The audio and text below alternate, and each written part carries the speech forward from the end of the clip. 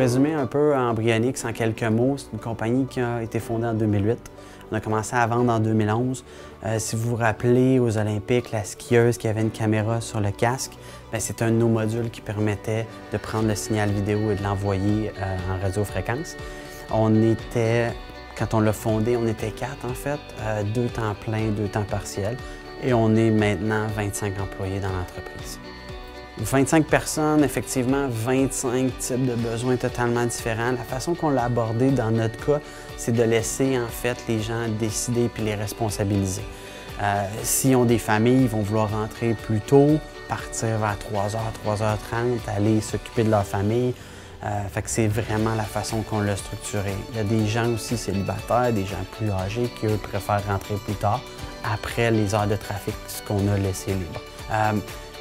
On a été élevés, les ingénieurs, dans cette culture-là. En fait, je parle pour moi et mon partenaire. On avait l'horaire variable où on était avant, puis c'est quelque chose qui est venu de facto. Puis ça marche très bien, dans le fond.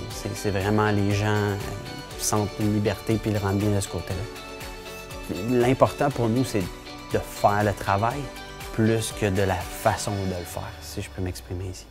En fait, les produits qu'on fait, on en fait maintenant 50 000.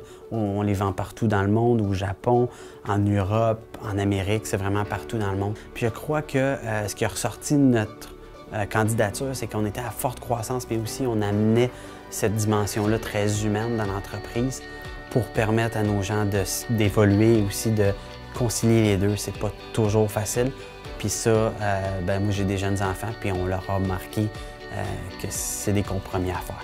Puis le plus qu'on peut faire dans l'entreprise, le plus les gens sont heureux et sont enclins à continuer ces initiatives-là.